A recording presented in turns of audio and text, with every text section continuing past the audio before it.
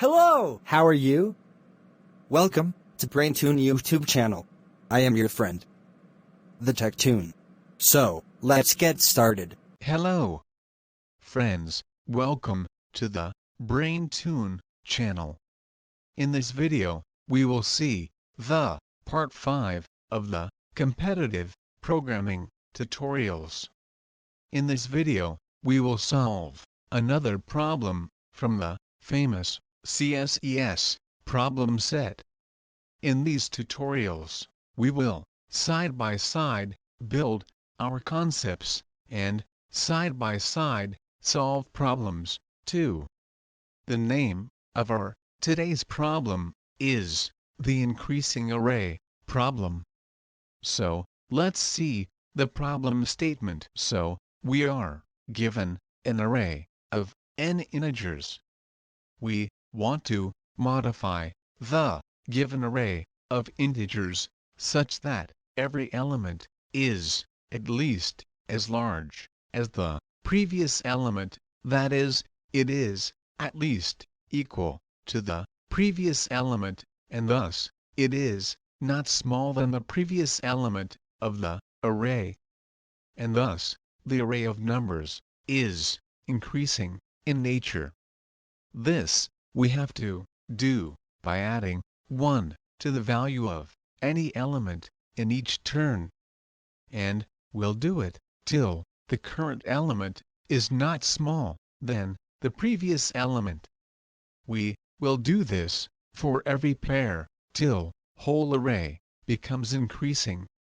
And we now have to tell the minimum number of turns required to do this process. So, we have to input the array and then output the minimum number of turns required to make array increasing in nature. Note the constraints too. We will prefer long data type, generally, to avoid any error, and also prefer single, while, or for loops in the program. Example, for input, n is equal to 5, is as shown. Now, 1 turn is required to make the second element equal to the first, and 4 turns are required to make the fourth element equal to the third. So, in total 5 turns are required to make the array increasing in nature. So, the output is 5. Now, let's move to the coding part. So, we have our header file in line 1, and the using namespace std, and int main function in line 2 and 3. Now, we declare the long variable n in line 4, which will be the size of the array, and input it in line 5. Then, we declare the long array of size n to input the n numbers. This has been shown in line 6. We declare the variable count in line 7. This variable will store the required number of minimum turns to make the array increasing in nature. Initially, count is 0, obviously. Also, we have another variable named long number in line 9. This will store the difference between two consecutive array elements in the case when the current element is smaller than the previous element. So, this will store the difference by which the current element is smaller than the previous element. We generate a for loop to input the n numbers in line 11. The input is taken in line 12.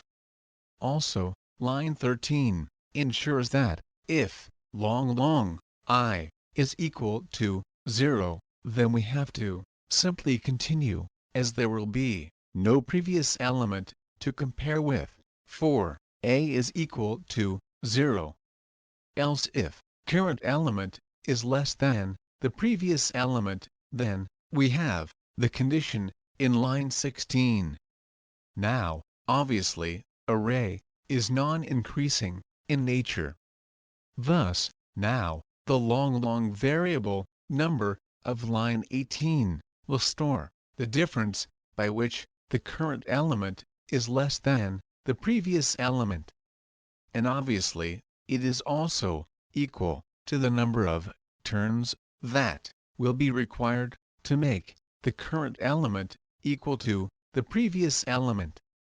Thus, the line 23 shows the total number of turns after each step by adding the turns required in each step through the variable number.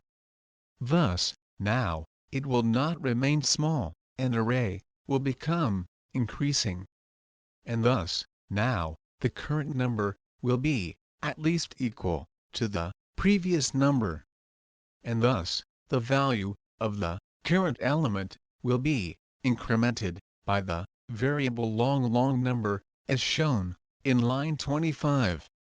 So, the current number will be now equal to the previous number. And, now, the array is increasing in nature. Now, this process will take place for every pair of the array. And thus, at last, we will get our array as increasing in nature. And, we will get the total turns required from the variable count. Also, if any pair is non-increasing, then we will simply continue as shown in line 34. Now, we output the required number count showing the total number of turns in line 38. So, this is the approach to the question. We first divided the array into pairs, and then saw if some pair was non-increasing. Then, we incremented the current element in that pair by the difference of the two numbers, that is, by the number by which it was small from the previous element. Then, we added the same difference number to the number of turns, that is, count.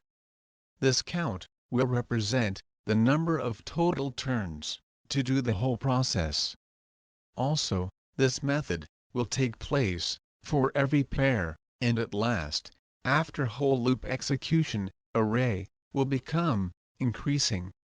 And, we will get the total number of turns through the count variable. Also, note that we wrote our code in single for loop. Avoid nested for loops, so that time limit exceeded errors don't come. Devise such a code that takes single, for, loops, etc. and has fairly linear time complexity. Now, submitting our code to the CSES online judge, we see that our answer is successfully accepted, and we get all the green signals on all the 7 test cases. The detail of the test cases can be seen too.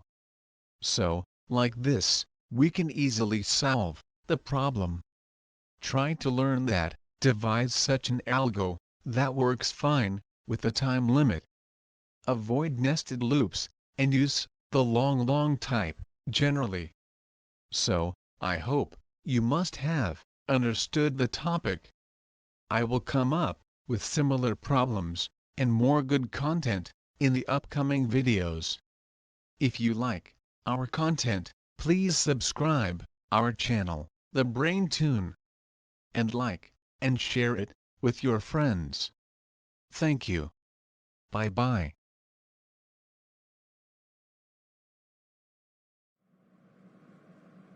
Friends, please hit the subscribe button for more upcoming videos. And to share it with your friends. Goodbye, from your friend TechTune.